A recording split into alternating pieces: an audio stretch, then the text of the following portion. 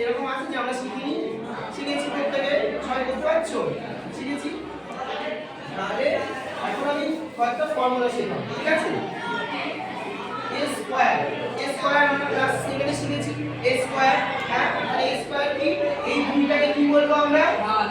হ্যাঁ, দুইটাকে বলা হয় ঘাত। এটাকে কি বলবো আমরা? ঘাত। আর এটা হচ্ছে একটা সংখ্যা, ঠিক আছে? এই এর আগে কি কিছু আছে? না, কিছু নেই, মানে এর আগে রয়েছে 1, মানে 1। তাহলে এর আগে 1 রয়েছে, এই 1টাকে আমরা কি বলবো? 1টাকে আমরা বলবো সহগ। এর আগে কিছু নেই, 1 আছে, তাহলে 1টাকে আমরা কি বলবো? সহগ। 1টাকে সহগ বলবো। আর এর সঙ্গে যদি আমি আবার b স্কয়ার দিই, তাহলে b এর আগে কিছু নেই, কি আছে তাহলে? 1। তাহলে একটাকে কি বলবো? সহগ, দুইটা হচ্ছে ঘাত। এই যে একটা জিনিস তৈরি হলো a square plus b square. a square plus b স্কয়ারের ফর্মুলা আমরা একটু জানি না, তাহলে আজকে আমরা শিখব, ঠিক আছে? আচ্ছা, a স্কয়ার কথার অর্থ কি? মানে কটা a? তাহলে a গুণ a।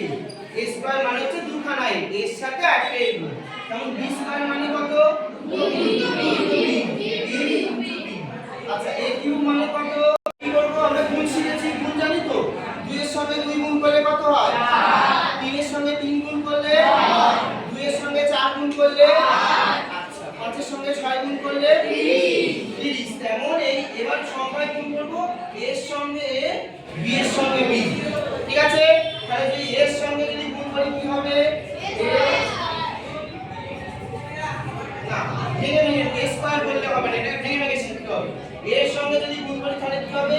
a এর সাথে গুণ করব a প্লাস b। এখান থেকে একটা নিয়ে এটা পুরোটা লিখবো, আবার এখান থেকে একটা সংখ্যা নিয়ে এটা পুরোটা লিখবো, ঠিক আছে? তাহলে a প্লাস b গুণ হবে। এটা তো সংখ্যা নেই, এখানে যদি 2 প্লাস 3 থাকতো তাহলে আমি যোগ করে বলতে পারতাম 5, তাই তো? এখানে যেহেতু a আর b আছে, a এবং b এর কি মান আমরা জানি না, a আর b এর কোনো মান সম্পর্কিত আমরা জানি না, তাহলে a আর b কে করতে গেলে একটা নতুন নিয়ম শিখতে হবে, ঠিক আছে? তাহলে এর সঙ্গে a প্লাস b গুণ করব, তার সঙ্গে যোগ দিয়ে কি লিখবো? তার সঙ্গে লিখবো কোনটা বাকি থাকলো? b। তাহলে লিখবো b। b এর সঙ্গে কি করব? আবার a প্লাস b টা লিখবো। তাহলে একবার প্রথমটার সঙ্গে শেষেরটা নেব, তারপর দ্বিতীয়টার সঙ্গে শেষেরটা নেব, ঠিক আছে? তাহলে দ্বিতীয়টা b এর সঙ্গে যোগ করব a প্লাস b, ঠিক আছে? এবার গুণ করব, a তে গুণ করলে কত হয়? a square. এর সঙ্গে